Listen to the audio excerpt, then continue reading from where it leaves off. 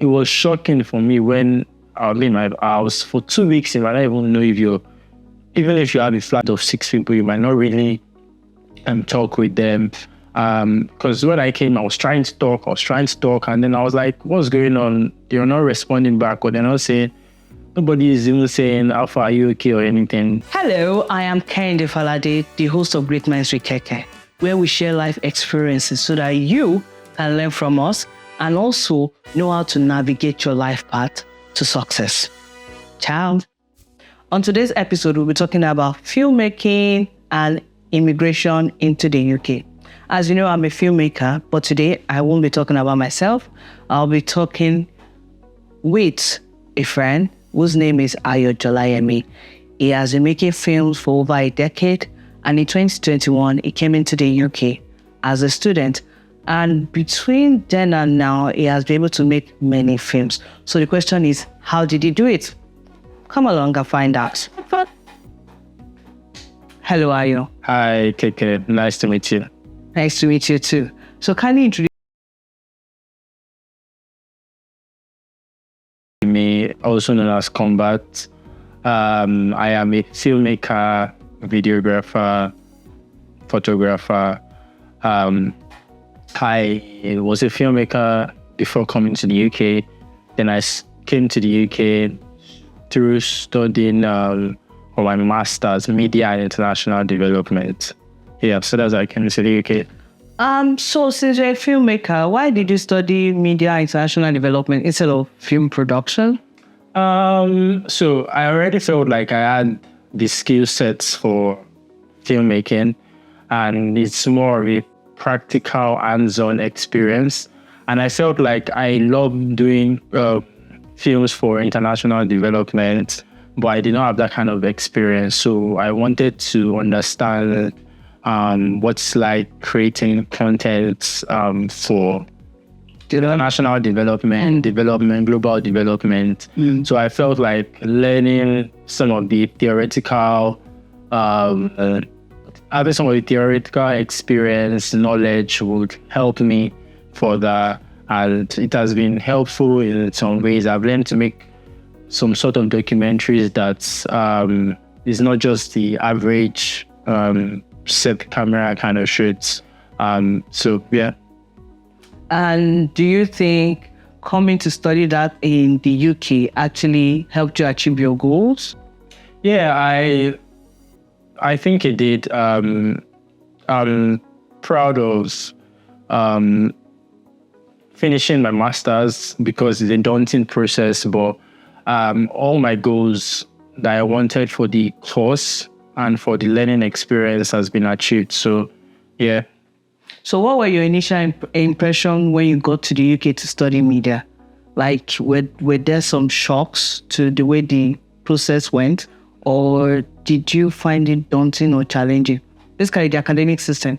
What were your impression about it? The academic system? Yeah. You know, when you're coming from a Nigerian background, and then you came into the UK, you have an idea of what the program is all about, but it's a different experience actually engaging with the academics. How was it with you? The lecturers, the team, your fellow student, how was the experience? Okay, for me, coming from Nigeria, coming from my undergrad, I've never actually been close to my lecturers from my childhood. Actually, I've never been close to any teacher or lecturer or had any kind of certain relationship with anybody that has tutored me while growing up, all the way to finishing my undergrad. Okay. And then coming here, I had a particular lecturer whose name is David Gerlin. Some people even call him my dad. Wow. Yeah. Yes, it's been amazing. Like, our relationship went beyond just the academic setting. And then it's trying to, you tell him, oh, it's one of the reasons why I was able to make about 2 documentaries, one for refugees in the UK and the other one for the University of East Anglia School of International Development. But it went further than the academic setting, try to leverage me with networking, try to network with me with people that I wouldn't probably have met in my life. So one of the things that, well, for me is a shock, for some people might not be a shock, is the way lecturers are on your case. Like, they want to help you, they want to see you grow, they take joy in seeing you grow. So that was one of the things that was shocking for me. The second thing that was shocking for me was the organization. Once you send an email once you have a query, an issue, anything, once you just send an email, someone tries to sort it out. Someone in the system in the university tries to sort it out. You don't really have some certain problems that you have in where I come from, in terms of organization, in terms of issues. Once you have anything, you can speak to your lecturer. Your lecturer will try to sort it out. Your lecturer can't sort it out, someone else sort it out. Even if you have mental health issues, for example, you can always reach out. There are things that are already put in place to help in case. Yeah, so I didn't have much of that where I'm coming from, and I went to a private university, so yeah. Wow. You know what you just said reminded me of when I traveled to Nigeria and I was supposed to submit an assignment. The day I was supposed to submit that assignment, my laptop crashed. I had to send email to my lecturer, and before you know it, it was on my case. There are like 2 different lecturers. They made sure that every extension I could get was covered till I came back to the UK and I submitted my assignment. So that is one thing I actually find interesting with the UK system. Everything has been covered to make sure that you actually excel. So I agree with you. And then since you said you had some shocks when you came, both positive and negative, how were you able to adapt to the new environment you came into, the new UK system?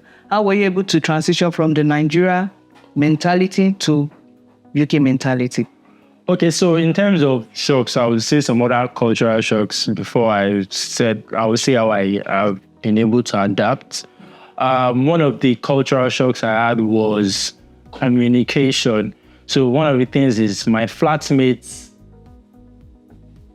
coming from Nigeria, one way or the other, your neighbor will, whether you like it or not, your neighbor will talk to you in 2 days. Somebody will be like, bros, how far? I beg you get this salt, I beg you get this pepper, how far? How you did? Somebody will say hi to you. Once you are walking into your house from work, Basquiat will say, how is your mommy? She know this thing. So one way or the other, people will communicate with you. But yeah, it's different. Like, it was shocking for me when I was in my house for 2 weeks and I don't even know even if you have a flat of 6 people, you might not really talk with them. Because when I came, I was trying to talk, and then I was like, what's going on? They're not responding back, or they're not saying, nobody is even saying, how far are you okay or anything. Even when you're on the bus, everyone just keeps to themselves. So for that one, what I did to adapt was, I don't want to change. I still want to be this person. So I tried, once I'm in a setting where I meet my flatmates, for example, I communicate with them. I ask about your culture. I learn 1 or 2. How do you speak in this language? What food are you making? Or maybe we should try this. And one way or the other, even though they are not, they don't culturally behave that way, they know that, okay, once I'm around, they tend to talk to me now way better than before. Another thing culturally that was shocking is spice.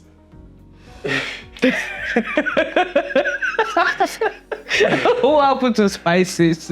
Well, I'm a Yoruba guy, so I take pepper. Like, pepper, when you come here, they will even say extra hot, and when you taste it, you're like, this thing is not hot. So, well, sometimes I have my own chili flakes, chili pepper that when I'm going to restaurants, I take it along. Other times, when I'm at the restaurant, I explain to them that, I know this, you're saying extra hot, but, jalapeno pepper, put it very well. And once you are bringing the food, bring extra chilies, bring this thing.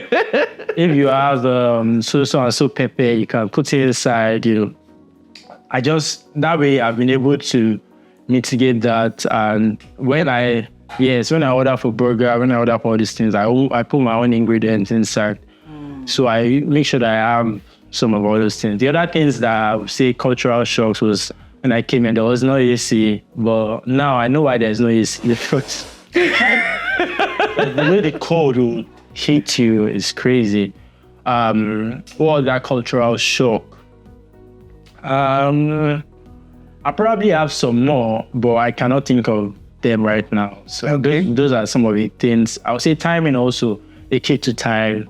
Once they say 10, something by 10, and also if you get it 10, they can leave you. Another cultural shock for me is if someone is coming to pick you in your house and they say 10, they might not knock at your door. They might just come with their car and just be in front of your house. Expecting you to come out at 10. So that one happened to me once or twice. My lecturer was coming to my house to pick me for a shoot. No, he was picking me to go to the beach, and it came by that time. And I was expecting a knock, and the network where I live, the signal is bad. So he could not even call me. So he just came. After 5 minutes, he just went, and I was like, that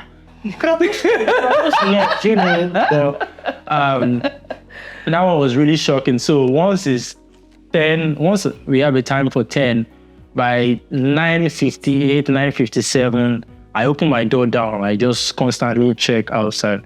I think you omitted one shock, which just shocked me now. Your lecturer coming to pick you to a beach. Does it happen where you come from? Yeah, nah, not really. Going to a beach. For me, for that one, we just had some conversation. And that's why I also talk about relationship. Yeah. And I was talking about a particular beach, Great Yarmouth, and I am a filmmaker. I was telling me, I can fly my drone there, and so he was like, we should go to the beach on so and so day, and unfortunately, we were not able to because you didn't know that. Another cultural shock happened. Yeah, exactly. But also, this same lecturer has taken me to the stadium once or twice. He has a annual card. Okay. So he just gives it to me. Go and watch this football match. I'm not going to be free on that day, and I don't want it to waste, so you can just go. That makes sense. So apart from the shocks, how did you get a shock as a filmmaker? Because we've been talking about as an immigrant. Now, as a filmmaker, what were the shocks you received? In terms of maybe getting consent? Okay, yeah. That was one of the things I wanted to go to. One of the shocks, very, very shocking. That was one of the things I learned in my media and international development. Is getting consent, obtaining consent, and dignity in filmmaking for the participants that are going to be involved, especially when you're creating films or content where there might be a little bit of power play, or the participants might be disabled or things like that. But actually, one of the things is consent. Consent is very big here. In Nigeria, prior to this, when I've been filming, I've never really paid attention too much to consent. Most of the times, whoever is going to be in front of my camera, I just ask, are you okay with being filmed and things like that. Verbal consent. Verbal consent, yeah. But in the UK, it's big, and you can feel everything perfect. Everybody can give you consent. You can sign your consent forms and everything. And after watching the video, the participants might just be like, they don't want to be in the video again. And according to the law, their consent is very important. And if they say they don't want to be in this footage, they don't want to be in it. So I've been on 1 or 2 documentaries where every consent was obtained, and due to some reasons beyond my control, not even about the film or documentary, the participants is angry with another participants in the documentary, and just like that, they don't want to be in the documentary again. And there's nothing I can do so much about it. So when the first one happened to me, and this participant was one of the key person in this documentary, I have learned to, when dealing with clients, especially when you're doing documentaries that will involve a lot of people, I try to have much more conversation, build trust with them. And when they are filming and they are making some certain complaints, I just try my best to know that there's a possibility this person at the end of the documentary might change their mind. So I've learned to handle that over time. So yeah, that's one of the biggest cultural shock. Consent. They can say they're okay with the film and everything, and all of a sudden they just decide they don't want to be part of it again. Yeah. So how do you get your film jobs, your filmmaking jobs, your photography gigs in the UK since you're an immigrant? Okay, that's a very good question. I had an idea when I was coming to the UK that once I come next week, I'll start filming and everything. And I think that's some of the things I would say for any creative that is coming, that is going to do hands-on creativity like what I'm doing, like filming, photography, and things like that. Maybe research where you're coming to and also have a network there. Immediately you get there. Immediately I came, I went to Bradford, not Norwich. And for whatever reason, for the 3 to 4 months I was there, I did not get one single client. Like, wow. Because my idea was I'll come, I'll film, use that one as a freelancer, make some money, even to pay my school fees. But it didn't work out. I was trying to get ads. I was speaking to some of the people that were there, like flatmates and just people generally. First of all, when I came, I was just a filmmaker. I wasn't a photographer. Then that's another thing. You have to understand your client. You have to understand your environment. I did not know then that photography, like people pay for photography, not filmmaking, because they rather want to do photography of themselves than videos of themselves, especially for events. So I did not know, like, I'm a filmmaker. I want to do film and everything. I want to do videos for people. And, where I was coming from, I had the network. It was easier for me to get clients. But yeah, I was just like, I'll get first month passed, second month. In fact, it got to a point I would strap my camera on my body and just walk around Bradford, thinking somebody would just say, "Oh, are you a photographer? Are you a filmmaker? I want to do this thing." One way or the other, for the 3 months, 4 months I was here, I did not make any film, and I did not have any money.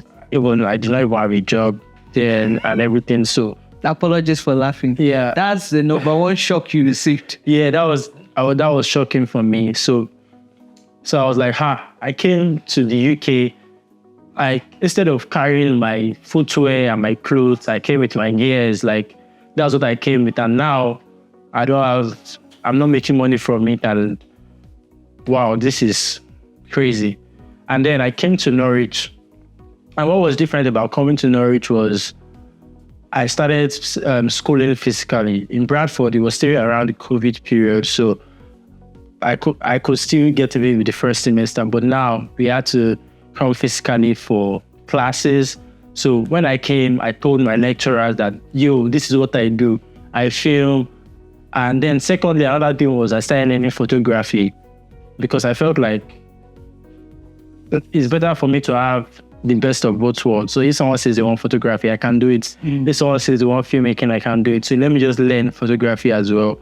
And also, I reduced the costs for pricing. For the average photographer, mine was significantly lower, way lower, and the deliverable that I'll give you was way higher than everybody. So that was some of the things I did. So you, what they call you, under promise and over deliver. Yeah, under promise, over deliver. And my mom always says a job well done is the best referral. So every job that I got during that period in time, like you said, under promise, over deliver. So those people were now referring me.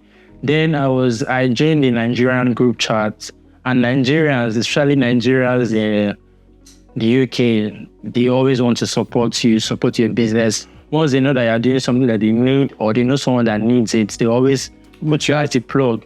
So while I was on the group chat, I was always saying, I do this every single time. Then I don't do it now, but then any small thing that I say I do this, if I do a client job and the client is okay with me posting in there, I do it. And then you can just be at home, somebody just tag you on the group. Someone will say, oh, I need a photographer. Someone will tag me on the group chat. Someone will say, I need a videographer. Someone tag me. Maybe that's probably how you mess me. And then also I was doing some pro bono work.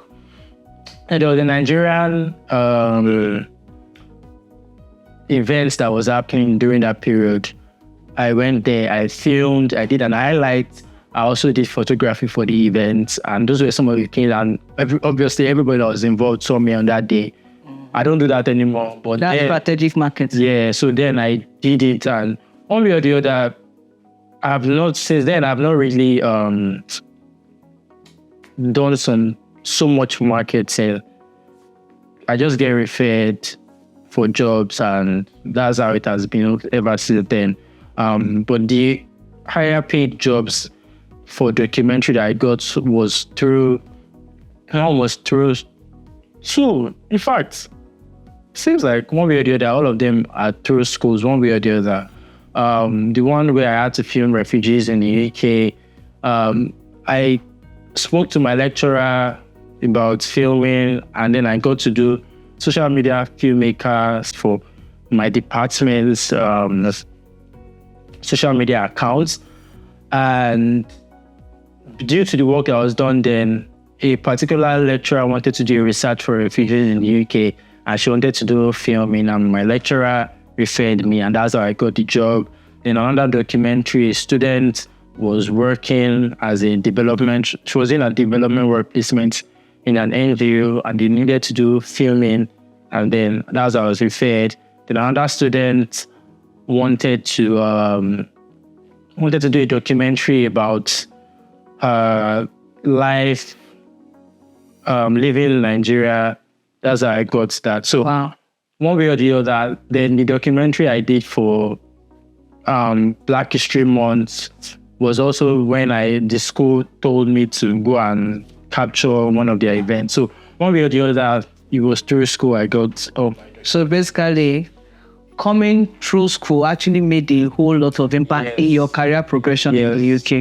Yeah. So that's one thing everybody needs to take note of. Don't just go to school to study. As you're in school, actively network. Yeah. I studied film production, and I was able to also meet several people through my school. I was also able to network with student of color ambassadors, a lot of things. So don't just come to the UK to, I'm only facing my book. I want to get first class. It's good. But then the question is, what next after school? I also need to start preparing actively. Yeah, do you understand? Yes. Do you feel a sense of belonging in your current communities, and how did you achieve that? Belonging. Well, I would say yes. I do feel a sense of belonging. So one of the things that has been helpful for me being in the Nigerian community was I made certain friends there. You are one of my friends. I made certain friends there. And those friends also, we all had shared values, and everybody is just supporting each other. So one way or the other, we randomly created like a smaller group. And I would say those group of friends have been amazing. Like, they just want to support you. Like anything, once they can help you with that thing, they just want to help you. If they can, they just want to help you. So that way, it's been helpful. It's less lonely. It's less lonely. I have a friend. I don't even know whether I should mention his name, but I'll mention his name. His name is Kosi. So whether he likes it or not, all my friends know him. He will just call you and say, Alpha, are you at home? Yes, okay, I'm coming to your house tomorrow. One way or the other, or Alpha, have you made banana bread? Because I make banana bread. So I'm coming. And it's just like, I'm coming to your house. So one way or the other, they are not really lonely. Then you guys won't plan events maybe monthly. to have fun, to just, and not only so, I would say, yes, I don't feel what I used to feel before about being lonely. I don't really feel that anymore. I feel like I belong to sort of, it's smaller group, but yeah. The support system. Yeah, it's a very, very good support system. So, yeah. So, could you share any memorable interactions or relationship that you built apart from this community that has positively impacted in your life as an immigrant and filmmaker in the UK? Well, like I said earlier, one of the relationships that has impacted me, one is my lecturer. He's always trying to advise me. He's almost like a mentor at this point, mentor slash lecturer slash dad advising me. I remember when there was a period, I did not have a job, and I told him that I don't have a job and I need a job. I even need to pay my house rent, kind of. And one way or the other, there was something that was happening in the school then where we were teaching undergrad, and he needed an extra pair of hands for that particular course. And as I found myself as an assistant filmmaker or lecturer teaching film and getting paid a certain amount per day. And wow. So I would say I'm grateful for that. I'm also grateful for all these my friends that I've also mentioned. I never knew any of them. I never knew any of them existed in this life. Like none of them. I've been in Lagos all my life going for events, but maybe we've probably randomly been at a particular event, but I've never met them before. And just learning and interacting with them has been amazing. Apart from that, I've not really made so much friends in the UK, apart from the Nigerian friends. I'm trying to. Oh, yes, I forgot to mention. I've made some friends outside Nigeria. There's a friend I have also. Her name is Laura Triano. Laura. Everyone that is my friend knows Laura. She's amazing. She's from Colombia. And my first job in this UK, my first official job that I got in the UK was through I was just in class one day talking about how that was when I came into Norwich. I don't have a job, I don't have money, my house rent is due, and I don't know how I'm waiting to navigate this. I was talking to a Nigerian friend, and she was just at my back. And when we were done, she was just like, I'm working at a particular place, I can put in your CV and can see how it goes from there. And next week, I was working in the same job as her. Just hearing. Yeah, so I would say I'm also grateful for having her as a friend, and she too always just wants to help in any way she can. So yeah, I hope I've been able to answer your question. You have been, but then one final question. What advice will you give to someone who is a filmmaker and also plans to study in the UK? 2024 this is basically 2024, and there are more people are planning to come. So what advice do you give specifically for a filmmaker and a potential student like you? Okay, based on my experience, the first thing I would say is before coming to the UK, have it in mind that everything that you mentally think might happen might not happen. It might happen, but you just have to have this dogged spirit, this I'm not going to give up irrespective. There's a way, and I'm going to find that way. The next thing is let everybody know that you do filmmaking. Immediately you land. Everybody that you come in contact with, everyone that you come in contact with, tell them I'm a filmmaker, tell them this is what I do. Tell them, show them your past work, your portfolio. Reach out. For me, in school, tell your lecturers, trust me, they need your service. They need your service big time. And you might lose out by not telling them. So tell them, join the community too as well. leverage on the network. Someone is giving birth almost every time. Somebody wants to get married. Somebody wants to do naming ceremony. Somebody knows someone that wants to do wedding. Someone knows, like the 2 weddings that I've done in the UK so far, I've been in Norwich. My close friends, one is a close friend, another is a friend of mine. If they did not know that I was doing films for wedding, they wouldn't have contacted me. So, and if wedding photography that I've done also too, it has been a friend. So make sure that you let everybody know that you do this thing, and always show your work. Always show your work. Show it on your WhatsApp status, show it on the group chats you are in. Don't be scared to tell people that you do this thing, because it's by telling them that they will know. Yeah. And then I think one thing I would like to add, which most people don't do or are not willing to do, is to do what I call pro bono work. You can start with free work. Most people are not willing to do it. I was the president of the Nigerian Society in my school. I was also the student of color ambassador. And I do advise people, be willing to give first before you receive. Most people are focused on, how can I do it for free? I spend money to come here. If you're thinking of that 10 years down the line, or 10 months, let me just make it sure, 10 months down the line, you still be at that part, because nobody would have seen your work. Most people would like to see what you can do. And then when you do it, referrals can come from there. Do you know how many doors that could have been opened to you with just one free job?